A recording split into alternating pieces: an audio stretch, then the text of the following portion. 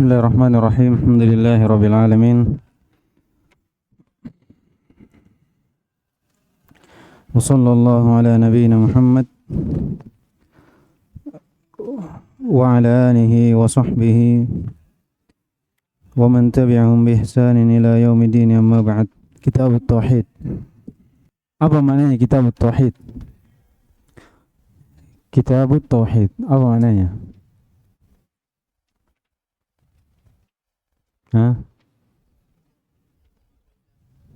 Abdul Rahman.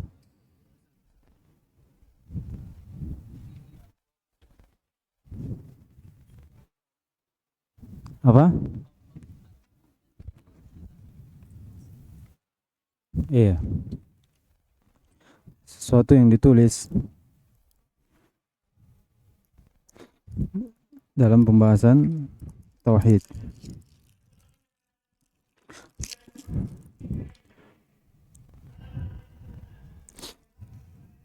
Kitab secara bahasa atau secara istilah apa? Sultan.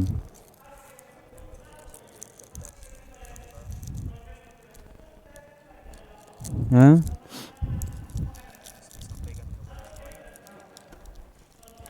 Iya.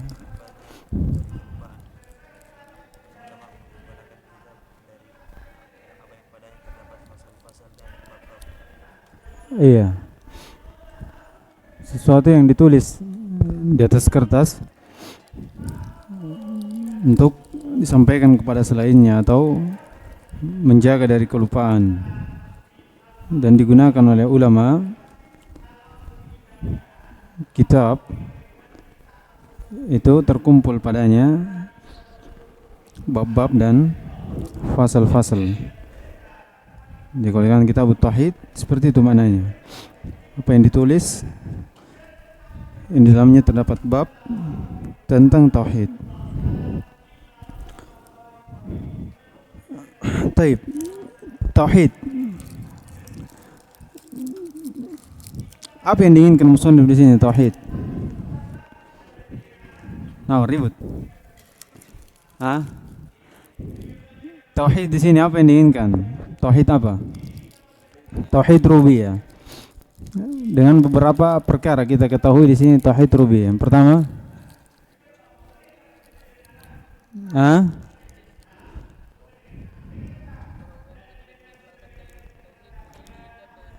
iya. Kalau datang dalam nusus, begitu pula ucapan ulama tentang tauhid, itu yang diinginkan apa? Tauhid uluhiyah. Sebagaimana dalam hadis ya, kata Nabi SAW, kan Nabi SAW ba'atha Mu'adan ila al-Yaman, fa awwala ma tad'uhum ilaihi ayyuwahhidullah. Iya, lihat, ayyuwahhidullah. Di riwayat lain dimanakan ayyuwahhidullah apa? An tashhadu an la ilaha illallah. Ini tauhid uluhiyah, tauhid uluhiyah. Kedua,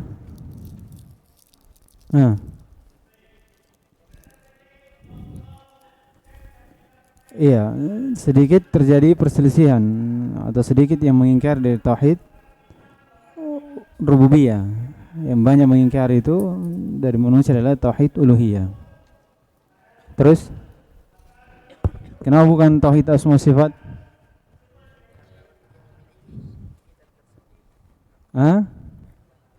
Iya, telah banyak karangan dari para ulama membahas tentang tauhid asma sifat. Jadi beliau menulis ini itu karena sedikit yang mengarang. Apa lagi? Iya, sedikit tulisan dan manusia butuh. Terlebih di zaman beliau rahimahullah ta'ala. Terlebih di zaman beliau rahimahullah itu sangat tersebar namanya kesyirikan.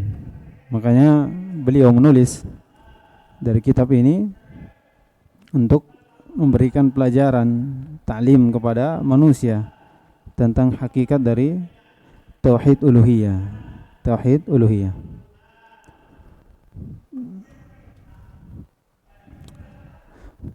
Taib. qala rahimahullahu taala kitabut tauhid.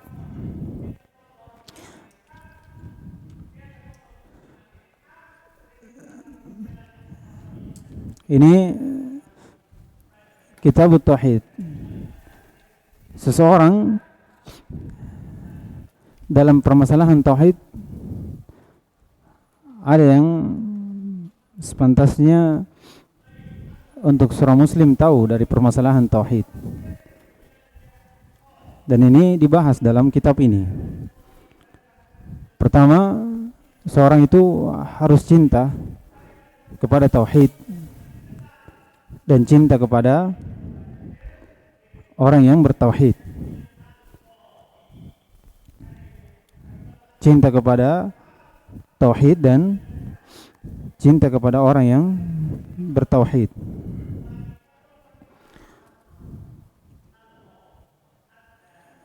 Kemudian yang kedua,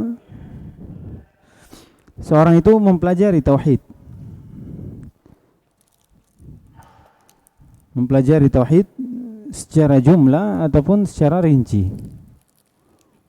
Dan beliau di sini akan membahas di awal kali itu membahas secara jumlah. Kemudian masuk dalam tafsilan atau rincian-rincian tentang tauhid. Dari satu masalah ke masalah yang lain. Baik hal yang menafikan tauhid secara keseluruhan ataupun hal yang menafikan kesempurnaan tauhid akan dibahas nanti. Yang ketiga, yang pantas untuk seorang mukmin tahu terhadap tauhid adalah mentahqiq tauhid, mewujudkan tauhid pada dirinya.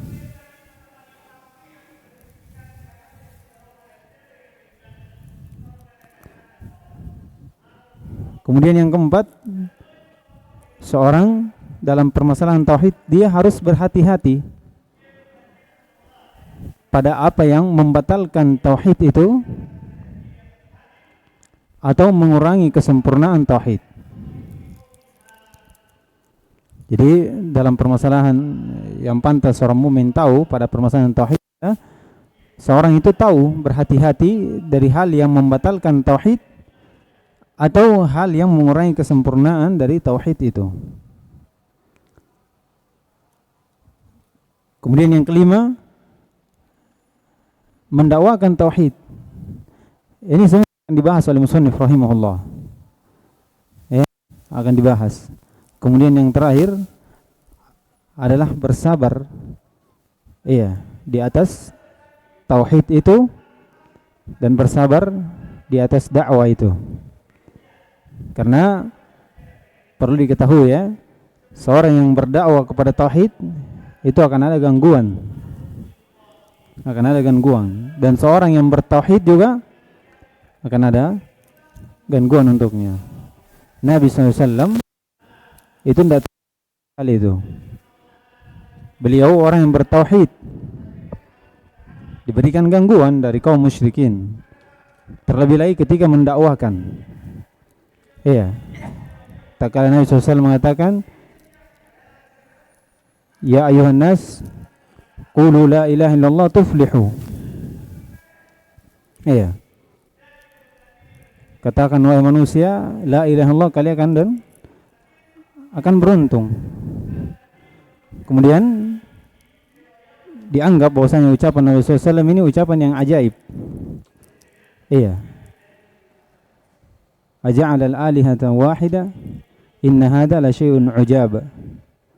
Apakah Nabi Muhammad ini mau menjadikan dia sembahan satu saja, sesuatu yang perkara? Ini ucapan disebutkan ucapan sahir, ucapan majnun, celaan terhadap Nabi SAW. Terlebih lagi pada kita, akan datang nanti dari ucapan musannif rahimahullah. Jadi 6 ini itu akan dibahas oleh musannif.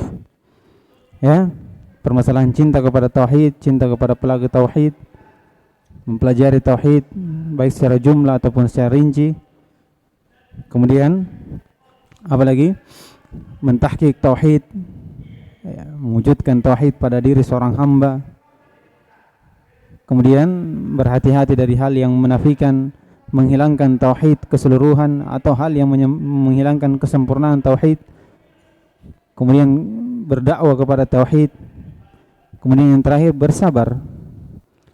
Bersabar jika seorang itu bertauhid dan bersabar jika seorang itu berdakwah kepada tauhid. Jadi ini insyaallah akan dibahas oleh musannif rahimahullahu taala.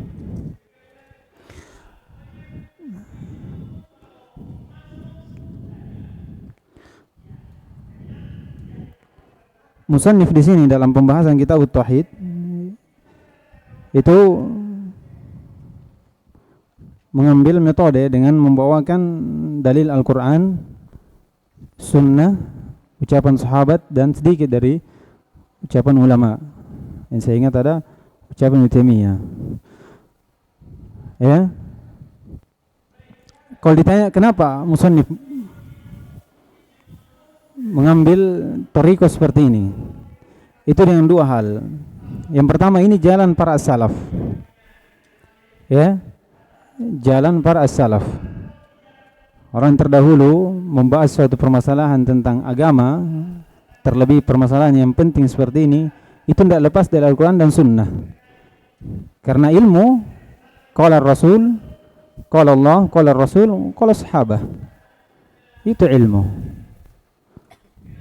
Ucapan Allah, ucapan Rasul, dan ucapan sahabat. Kalau disebutkan bahasa apa? Ilmu itu ayatun madiyah. Apa lagi? Ayat yang datang, kemudian hadis yang datang juga dari Nabi sallallahu alaihi wasallam, dan ucapan qauluhu Allahu a'lam. Itu ilmu. Jadi qala Allah, qala Rasul, qala sahabat, itu ilmu. Yang kedua, kenapa diambil jalan seperti ini? Karena supaya selamat dari perdebatan. Ya. Kalau kita ambil ucapan ulama, itu masih kadang ada dengan ucapan ulama. Tapi kalau kita bersandar kepada Al-Quran dan Sunnah, begitu pula dari ucapan sahabat, itu sedikit. Bahkan tidak ada yang yang mendebat kita, kecuali dari orang yang menolak Al-Quran dan Sunnah. Iya. Adapun orang yang menerima, itu tidak debat karena datang dalam Al-Quran dan Sunnah. Kemudian dari Sunnah, yang hadis-hadis yang dibawakan musannif rahimahullah, itu sama sekali tidak ada hadis maudhu', tidak ada hadis munkar. Walaupun ada sebagian dari hadis dhaif, tapi hadis itu memiliki syawahid dan mutaba'ah, pendukung-pendukung yang menjadikan hadis dhaif ini naik ke derajat yang lebih daripada itu, naik ke derajat hasan atau naik ke derajat sahih. Itu jadi ini manhajnya musannif rahimahullah, jalannya. Jadi kalau antum mau tulis buku juga, itu tidak lepas dari itu. Begitu pula Ibnu Taimiyah dalam kitabnya Aqidah Wasithiyah. Antum lihat. Al-Quran, Sunnah. Ada ucapannya, tapi itu tidak lepas dari Al-Quran dan Sunnah.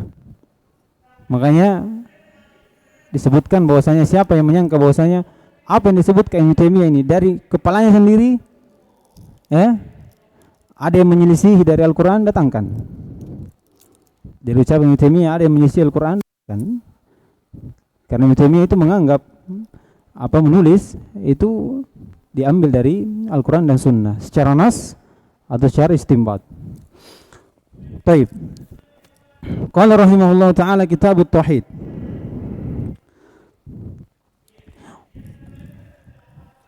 Wa qaulillahi ta'ala wa ma khalaqatul jinna wal insa illa liya'budun. Sudah kita lewatkan ya. Bahwasanya kitab at-tauhid ini bukan dari bab.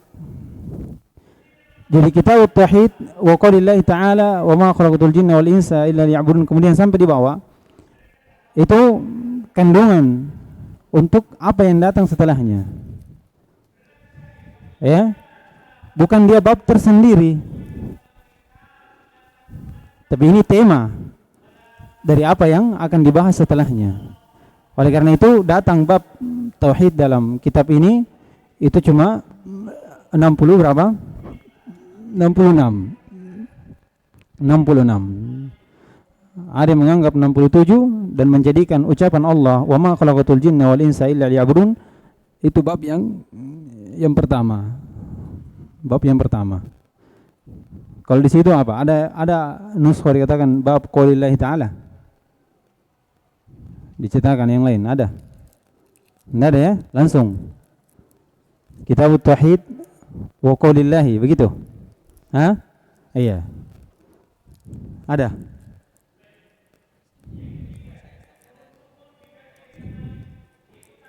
Apa? Ada nomor. Oh, yang pakai nomor ya. Kalau pakai nomor itu nomor saja. Jadi itu yang benarnya. Jadi tidak ada kalau dikatakan bab qaulillahi ta'ala itu tidak ada. Karena ucapan Allah Subhanahu wa taala yang akan datang ini itu berkaitan dengan tauhid. Makna dari tauhid. Ya, tauhid itu apa ini dia? Wa ma khalaqatul jinna wal insa illa liya'budun. Itu tauhid. Ya. Oleh karena itu kalau antum baca Kitabut Tauhid wa qaulillahi ta'ala. Wa qaulillahi ta'ala. Jadi dia diatofkan dengan tauhid. Kitab qaulillahi ta'ala. Maksudnya Kitabut Tauhid. Yang berkaitan tentang tauhid. Bisa? Ya? Qala rahimahullah ta'ala wa qaulillahi ta'ala wa ma khalaqatul jinna wal insa illa liya'budun. Kata Allah Subhanahu wa taala, tidaklah kami ciptakan jin dan manusia kecuali untuk mengibadahiku, untuk menyembahku, untuk mentauhidkanku. Jadi itu ada ya dihapus di situ ya. Liya'budu. Takdirnya nani begitu. Liya'budu nani. Jadi itu nunnya dihapus karena mansub. Kemudian nun wiqayah. Ya-nya dihilangkan. Jadi jangan bilang kenapa di kasro ini. Ya. Mansub walamat nasbihi kasro. Ya. Enggak, itu nun wiqayah. Nunnya sudah hilang karena an mutmaro di mansub dengan an mutmaro. Kata beliau wa ma khalaqatul jinna wal insa illa liya'budun. Jadi ini penjelasan bahwasanya Allah Subhanahu wa taala tidaklah menciptakan jin dan manusia kecuali untuk tauhid. Kecuali untuk tauhid. Jadi tauhid maksud penciptaan jin dan manusia. Maksud penciptaan jin dan manusia. Jadi apa yang ada di langit dan di bumi itu diciptakan untuk mentauhidkan Allah Subhanahu wa taala. Mentauhidkan Allah Subhanahu wa taala. Manusia jelas. Jin jin pun seperti itu, dikatakan jin karena tersembunyi. Ya. Jadi kalau ada madda jan, jim, nun dan nun itu sesuatu yang tidak terlihat. Janin. Ya. Jin, jannah. Tidak dilihat toh? Itu dia, itu dari asal kata jim, nun dan nun itu menunjukkan sesuatu yang tidak terlihat, sesuatu yang tidak terlihat. Kalau ditanya lam di situ apa? Lam di situ ta'lil illatul hikmah, bukan goyah. Bukan goyah. Jadi kalau dikatakan wa ma khalaqatul jinna wal insa illa liya'budun, Allah tidak menciptakan jin dan manusia kecuali untuk memerintahkan dia kepada tauhid. Iya. Perintah. ya, perkara syar'iyah. Oleh karena itu banyak kita dapati, ya, banyak kita dapati manusia yang tidak mentauhidkan Allah Subhanahu wa taala. Karena lam di situ bukan goyah. Kalau goyah itu mengharuskan semua apa yang diciptakan oleh Allah Subhanahu wa taala harus bertauhid. Harus terjadi. Dan perkaranya tidak seperti itu. Ya, jadi ini maksud, tujuan kadang tercapai, kadang tidak. Ya, kadang tercapai, kadang tidak. Ini namanya amrun syar'i. Kalau amrun kauni itu goyah, sesuatu yang pasti terjadi, ya kan?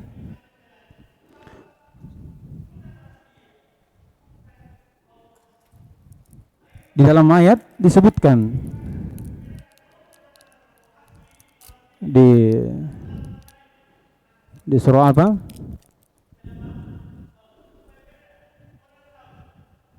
Saya lupa ayatnya. Walau harasta bimu'minin. Siapa ingat awal-awalnya? Hah?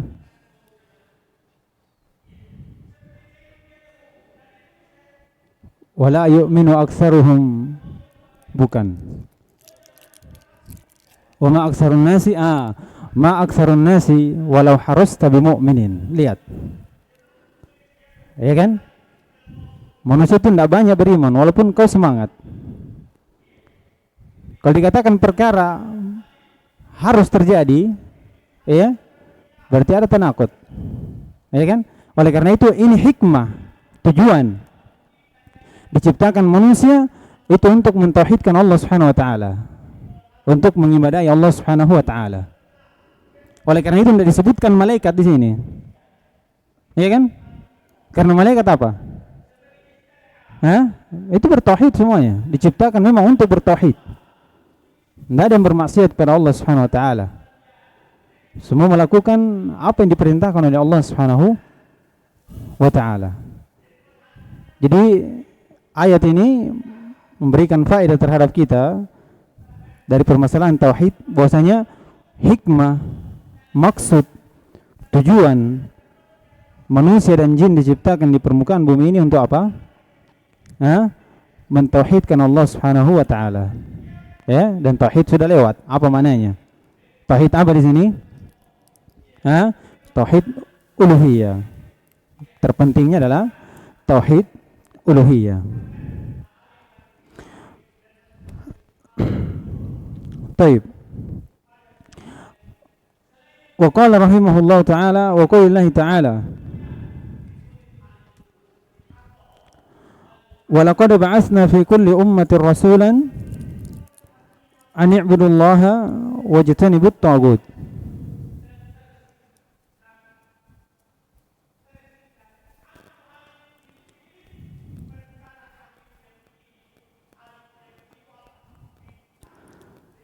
Kata beliau, Allah Subhanahu wa taala berfirman, sungguh kami telah utus, ba'atsna itu arsalna, ya, sudah lewat. Walaqad ba'atsna fi kulli ummatin rasula. Sungguh betul-betul ini taukid. Iya. Betul-betul kami telah mengutus kepada setiap umat itu rasul. Jadi setiap umat diutus padanya rasul. An i'budullaha wajtanibut taghut. Tujuan diutusnya rasul kepada setiap umat itu untuk perintah kepada tauhid dan larangan kepada kesyirikan. Perintah untuk mentauhidkan Allah Subhanahu wa taala, untuk mengibadahi semata Allah Subhanahu wa taala, dan menjauhi yang namanya taghut, menjauhi yang namanya sembahan selain Allah Subhanahu wa taala, tidak mengambil sembahan selain Allah Subhanahu wa taala. Jadi ini an i'budullaha wajtanibut taghut, ini tujuan diutusnya Rasul kepada setiap umat. Jadi jalan para Rasul diutus kepada umat itu dengan dua hal, memerintahkan dan melarang. Itu jalan Rasul dalam berdakwah. Adanya perintah dan ada larangan. Perintah kepada kebaikan dan larangan kepada keburukan. Kalau diambil satu saja, itu bukan jalan Rasul. Ya, amar ma'ruf saja. Dan nahi mungkar. Iya, itu bukan dakwah para Rasul. Ya, dakwah Rasul itu yang terbaik. Bahkan disebutkan orang yang berdakwah perintah saja tanpa larangan atau larangan saja tanpa ada perintah itu bid'ah. Kenapa bid'ah? Karena keluar dari jalan Rasul. Ya, ini dari dakwah saja. Jadi kalau mau mendakwakan kepada sesuatu itu dengan dua hal. Dakwakan kepada kebaikan dan larang dia dari kejelekan. Jangan diambil satu dan dibuang satu. Diambil satu dan dibuang satu. Jadi ini maksud dari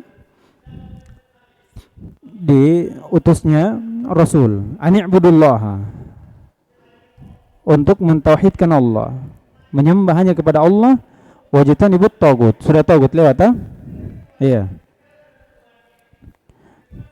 Didefinisikan oleh Ibnu Qayyim rahimahullah, kullu ma tajawaza bihi 'abdun haddahu min matbu'in aw ma'budin aw muta'. Ya. Setiap apa seorang hamba yang melewati batasannya dari sembahan atau orang yang ditaati atau orang yang diikuti. Dari ayat ini juga menunjukkan bahwasanya tauhid itu terkandung dua rukun. Apa itu? Nafi wal isbat. Nafi wal isbat. Ada penetapan dan ada penafian. Ani'budullaha ini apa? Isbat, penetapan bahwasanya yang disembah hanya Allah. Kemudian ada penafian, bahwasanya tidak ada sembahan yang hak selain Allah Subhanahu wa taala. Dinafikan segala sembahan. Dinafikan apa yang dinafikan? Keberhakannya. Bukan tidak ada sembahan yang lain. Ada sembahan yang lain. Tapi yang dinafikan apa? Iya, tidak ada haknya. Kita yakini kebatilannya. Itu dia. Jadi jangan antum katakan tidak ada sembahan lain selain Allah. Iya. Berarti antum tetapkan bahwa semua sembahan itu Allah. Ya, kita tidak nafikan bahwasanya ada sembahan. Ya. Tapi yang kita nafikan adalah keberhakannya dia dan kita yakini akan kebatilan dari sembahan selain Allah Subhanahu wa taala. Jadi ini ayat berbicara tentang tauhid. Ya, berbicara tentang tauhid. Makanya dikatakan kitabut tauhid. Jadi ayat ini berbicara tentang tauhid. Ya. Tujuan diciptakan manusia tauhid. Tujuan diutusnya Rasul tauhid. Iya. Makanya kita bahas tadi tauhid di awal. Apa itu tauhid? Apa itu tauhid? Kemudian wa qaulillahi ta'ala wa qada rabbuka alla ta'budu illa iyyahu wa bil walidaini ihsana.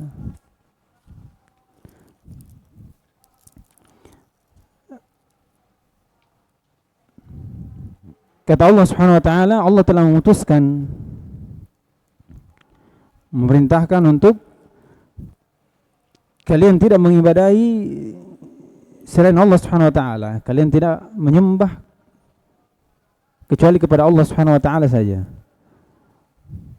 Dan memerintahkan juga wabil walidaini ihsana. Dan berbuat baik kepada kepada kedua orang tua. Jadi qada di sini wa qada rabbuka ini sama dengan yang tadi. Ini qada syar'iyyah. Ya, perintah dalam bentuk syar'iyyah. Amrun syar'i. Apa artinya? Sesuatu yang Allah cintai dan tidak pasti terjadi. Tapi Allah perintahkan seorang untuk bertauhid. Namun mentauhidkan Allah Subhanahu wa taala itu tidak terjadi pada semua manusia. Tidak terjadi pada semua manusia. Jadi qada di sini adalah qada syar'i, bukan qadari. Karena kalau qadari berarti harus terjadi. Begitu pula Allah merintahkan dengan apa? Berbuat baik kepada orang tua. Berbuat baik kepada orang tua. Jadi ayat ini itu menegaskan bahwasanya Allah Subhanahu wa taala itu memerintahkan kepada setiap hamba untuk mentauhidkan Allah Subhanahu wa taala. Iya. Dalam ayat ini terkandung makna bahwasanya Allah Subhanahu wa taala memerintahkan kepada setiap hamba ya untuk mengibadahi, tidak beribadah kecuali kepada Allah Subhanahu wa taala. Kemudian digandengkan dengan perintah untuk berbuat baik kepada orang tua. Ini menunjukkan bahwasanya berbuat baik pada orang tua itu perkara yang besar. Ya, perkara yang besar. Jadi perkara yang besar secara mutlak itu adalah bertauhid, mentauhidkan Allah Subhanahu wa taala. Tak kala perkara ini digandengkan dengan sesuatu, maka sesuatu ini menjadi besar juga. Menjadikan sesuatu ini besar juga. Oleh karena itu perkara berbuat baik kepada orang tua itu perkara yang baik, perkara yang besar. Ya, perkara yang besar. Ada keberkahan seorang yang berbakti kepada orang tua. Ya. Ada imam ya, yang dia menahan dirinya untuk rihlah ke negeri-negeri untuk menuntut ilmu. Bernama Muhammad bin Bashar, yang dilakop dengan Bundar. Iya, dilakop dengan Bundar karena ilmunya luas. Ini imam, subhanallah, dia memiliki murid hufadud dunia 4. Imam Bukhari, Imam Muslim, dan 2 lagi, saya lupa namanya. 4 hufad dunia dari imam, murid dari Muhammad bin Bashar. Muhammad bin Bashar ini tidak keluar rihlah, tapi jadi imam. Muridnya subhanallah, riwayatnya banyak. Ya, perawi dari Imam Bukhari dan Muslim. Tapi dia tidak rihlah. Apa yang menghalangi dia rihlah? Untuk tidak rihlah? Barron liwalidatihi. Karena mau berbuat baik kepada ibunya. Iya, ini hikmahnya. Jadi ada sebabnya. Seorang itu menempuh juga belajar, tapi jangan sampai tidak berberkah dari apa yang kita pelajari. Iya. Karena perkara sebagaimana disebutkan di sini digandengkan dengan perkara yang besar menunjukkan hal tersebut besar. Iya, wabil walidaini ihsana. Kalau dikatakan di mana hak Nabi SAW, kalau dikedepankan hak Allah yang paling besar itu tauhid, kemudian yang kedua adalah hak orang tua, lalu di mana hak Nabi? Jawabannya hak Nabi SAW ikut kepada hak Allah. Karena syahadat itu syahadatu an la ilaha illallah wa Muhammadar Rasulullah. Muhammadar Rasulullah. Kita tidak terlalu panjang dari membahas tentang ini. Kita cukup intinya saja, ya. Jadi ayat pertama sudah, kedua sudah, ketiga apa yang kita bisa ambil di sini? Dari berkaitan dengan tauhid adalah bahwasanya Allah memerintahkan hambanya untuk mentauhidkannya. Jangan beribadah, menyembah kecuali kepadanya. Kemudian kata beliau, wa qoulihi ta'ala, wa'budullaha wa la tusyriku bihi syai'a. Wa'budullaha wa la tusyriku bihi syai'a.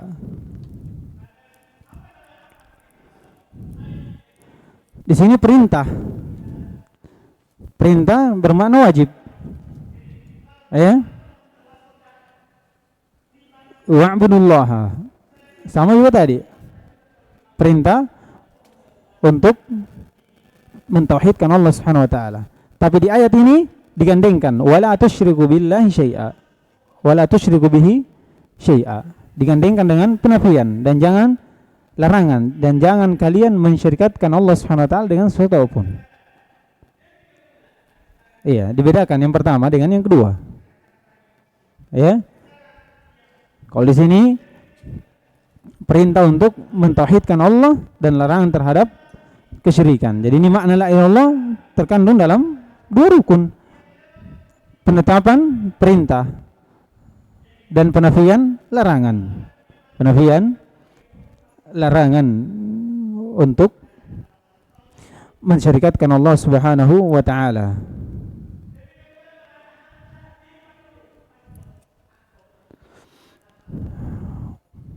Kemudian kata beliau, wa qoulihi qul ta'alu atlu ma harrama rabbukum 'alaikum alla tusyriku bihi syai'a wa bil walidaini ihsana.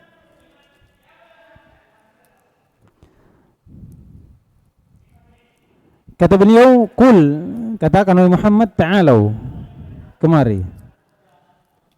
Iya. Kemari. Atlu ma harrama rabbukum 'alaikum.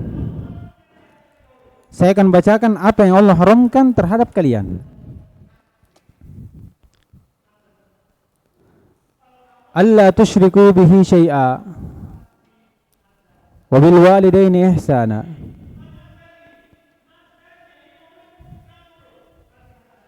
Kata beliau, jangan kalian tidak mensyirikatkan Allah Subhanahu wa taala dan berbuat baik kepada orang tua. Ini ada lanjutannya situ. Hah? Tidak ada. Sebagian ada. Iya. Itu ada lanjutannya. Itu bagus dilanjutkan karena kita lihat dari sisi pendalilan. Di sini kata Allah Subhanahu wa taala, wahai Muhammad, katakan pada mereka orang yang menyembah selain Allah Subhanahu wa taala. Orang menyembah selain Allah Subhanahu wa taala, kaum musyrikin, kaum kafirin, ya. Katakan kemari, saya akan bacakan kepada kalian apa yang Allah haramkan untuk kalian. Jangan berbuat syirik dan berbuat baik kepada orang tua. Kalau ditanya, apakah ini haram atau Allah perintahkan? Hah? Lihat siak ayatnya. Apa yang Allah haramkan? Apa yang haramkan? Jangan kamu berbuat syirik. Wabil walidaini ihsana, dan berbuat baik pada orang tua. Apakah Allah haramkan seperti ini? Jadi mana ayat ini? Sebagaimana disebutkan ulama dan sebagaimana datang dalam hadis Ibnu Mas'ud membacakan wasiat Nabi SAW. Wasiatnya apa? Yaitu jangan kalian sama sekali mensyirikatkan Allah Subhanahu wa taala, dan wasiatnya perintah untuk berbuat baik pada orang tua. Jadi yang diharamkan di sini itu kebalikan dari apa yang diwasiatkan oleh Nabi SAW. Paham di sini maksudnya? Jadi keharamannya kebalikan dari wasiat ini.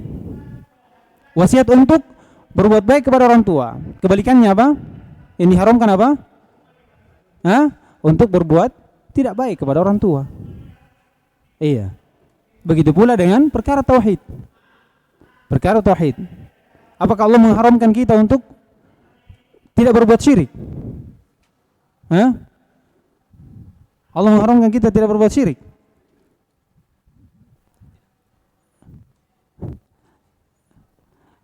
Tidak mengharamkan. Allah mengharamkan. Tapi ini kebalikan dari ayat ini. Jadi ini wasiat. Wasiat dari Nabi SAW dengan membacakan keharaman, kebalikan dari wasiat itu. Paham di sini? Kita baca dari hadis Ibnu Mas'ud. Kata beliau, qala Ibnu Mas'ud radhiyallahu ta'ala anhu. Habis di atas. Jam berapa di atas? Hah? Masih bisa? Selesaikan.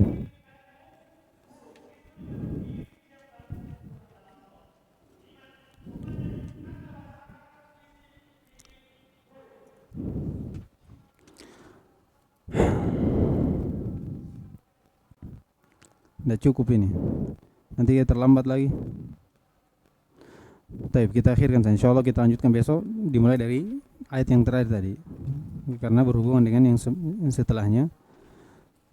Kita ulang sedikit dari ayat itu. Subhanakallahumma hamdik, asyhadu an la ilaha illa anta, astaghfiruka wa atubu ilaik.